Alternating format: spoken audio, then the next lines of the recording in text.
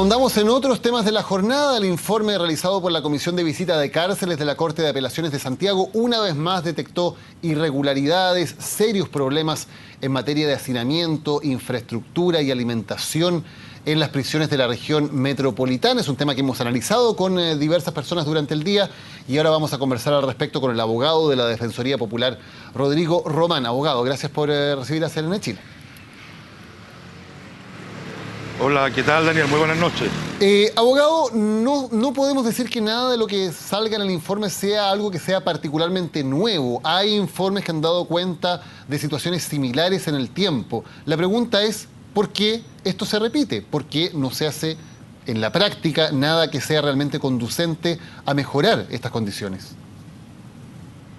Lamentablemente, tal cual tú lo dices, esto no es una nueva noticia. Hace un par de años ya en Chile la crisis carcelaria ha sido evidente. Hay que recordar, por supuesto, en primer lugar la masacre que tuvo ocasión de ocurrir el 8 de diciembre del 2010 en la cárcel de San Miguel, cuando mueren de manera infrahumana 81 personas, y de ahí en lo sucesivo distintas situaciones, hasta el día que nos convoca con la emisión del actual informe, que dan cuenta entonces de la crisis carcelaria en Chile. No solamente la crisis carcelaria también, sino la crisis del sistema penal, porque en el fondo eso está dando cuenta hoy día el informe que emana de la Corte de Apelaciones. Según los antecedentes que yo he podido recabar durante el día, es importante señalar, por ejemplo, que Chile es el país que tiene más personas privadas de libertad en América Latina.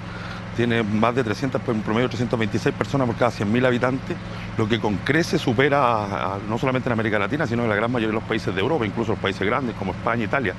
Razón por la cual, a propósito del populismo penal en Chile, se viene sucediendo esta situación de crisis, esta situación de hacinamiento, y que da cuenta entonces de las deplorables e infrahumanas condiciones en las cuales están hoy día los decenas de miles de personas que están privadas de libertad en Chile. Usted mencionaba el incendio de la cárcel de San Miguel, que fue un hecho que conmocionó a todo el país. De eso han pasado ya más de 5 años.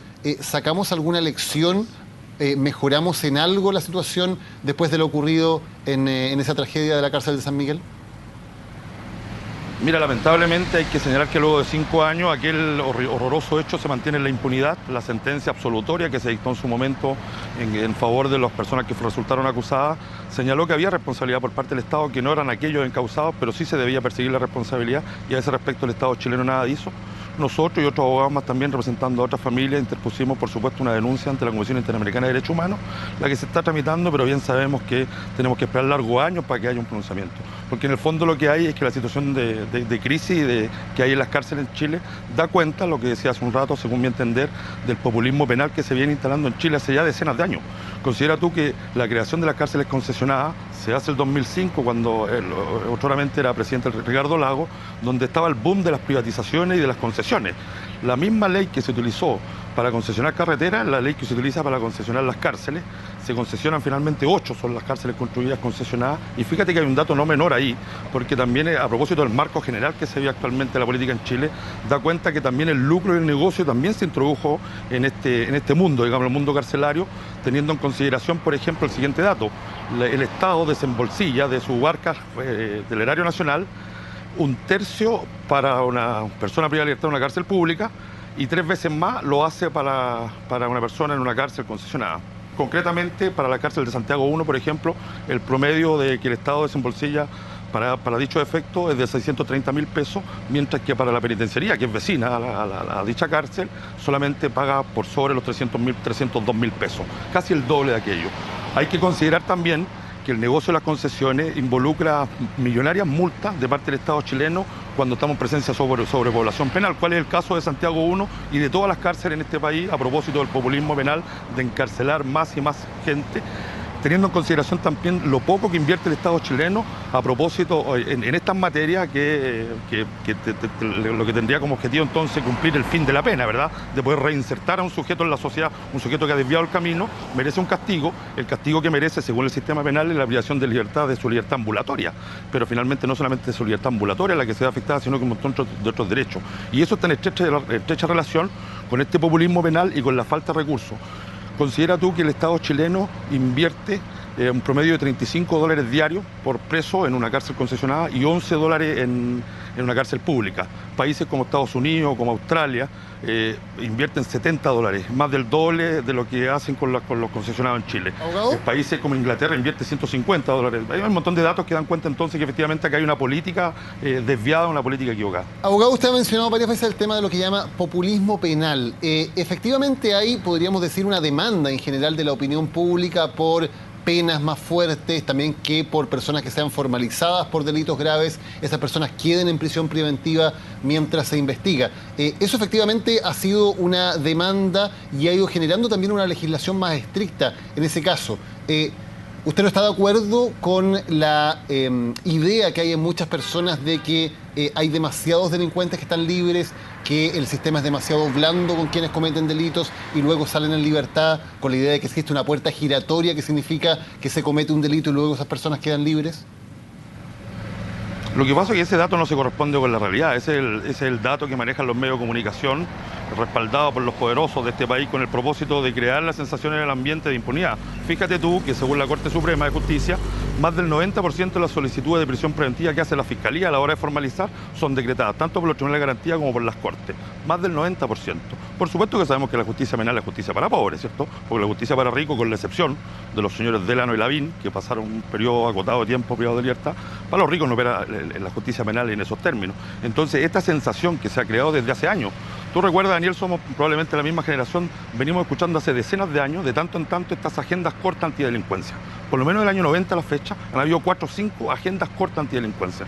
Cada vez que hablamos de agenda corta antidelincuncia, en el fondo lo que hay es el robustecimiento del derecho penal, del sistema penal como herramienta de control social, más facultades para los policías, más restricción para la libertad de las personas, y los resultados ¿cuáles son? Que finalmente el tema de la delincuencia no se resuelve con más cárcel y con más garrote. Ahora, lo que hay detrás entonces de esta política criminal es efectivamente crear esta falsa sensación de impunidad, porque la verdad que la puerta giratoria, y bien lo hemos podido observar todos los chilenos en el último tiempo, más bien se condice hoy día con los ricos y los poderosos y con los politicuchos que están metidos en aquellos negocios que todos conocemos y que en el fondo no son sancionados por el sistema penal. El sistema penal es mucho más benevolente. Ejemplo de ello es el caso de Jovino Novoa, que fue bastante bien tratado por el sistema penal, digamos. Pasaron un solo día en la cárcel, por lo menos. Una persona que delinque por primera vez por un delito que tal vez no sea tan grave, cumple una pena en la cárcel y salga después de un par de años. Esa persona, de acuerdo a su experiencia, a lo que usted ha visto como abogado, ¿tiene probabilidades de salir rehabilitada, de salir como una persona que pueda reinsertarse correctamente en la sociedad y no volver a delinquir?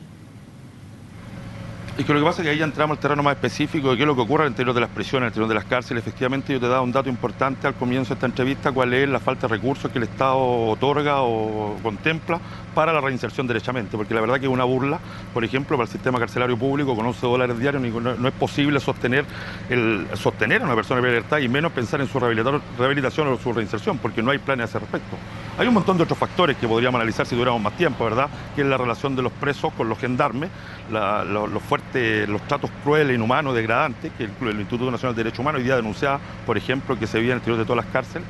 Entonces hay un problema más complejo que no solamente dice relación con la falta de garrote o con la falta de cárcel. Tenemos cárceles de sobra en Chile, tenemos población penal de sobra en Chile y el problema de fondo no se resuelve, pese a que la clase política insiste en plantear este falso dilema que es de la puerta giratoria y que la delincuencia anda por todas partes. La verdad que el sistema penal es bastante duro y eso da cuenta entonces de la sobrepoblación penal en Chile y da cuenta de los altísimos porcentajes de población privada de libertad en Chile respecto a los países en América Latina y en el mundo en general. Pero, abogado, para entenderlo, en su opinión, personas que hoy cometen delitos y son encarceladas, en su opinión, ¿se debería buscar otras fórmulas? ¿Que un porcentaje, una cantidad de esas personas no vaya a la cárcel y cumpla penas en libertad, por ejemplo?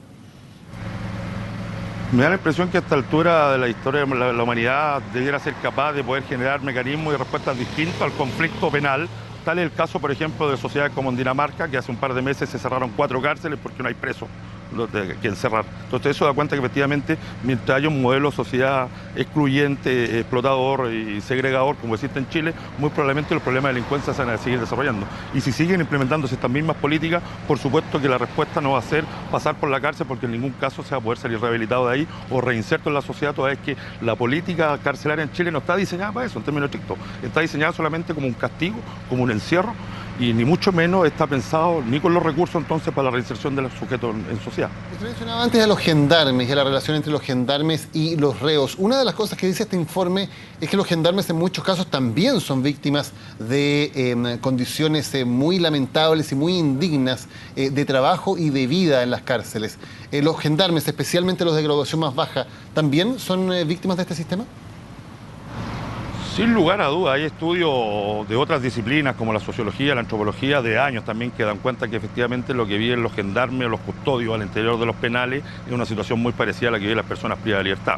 Otro tanto es el maltrato que tiene sobre todo la parte baja, digamos, de gendarmería, no la oficialidad por supuesto, que sufre severas condiciones de explotación, de humillación, de amedrentamiento, según han tenido ocasión de denunciarlo algunas asociaciones, por ejemplo, de oficiales del último tiempo, que están en controversia incluso con la Dirección Nacional de Gendarmería a propósito de los tratos inhumanos y degradantes que también sufren estos custodios al interior de los cuarteles, de los recintos penales, digamos. Abogado Rodrigo Ormán, muchas gracias por habernos acompañado hoy. Buenas noches. Adiós, buenas noches, que estén bien.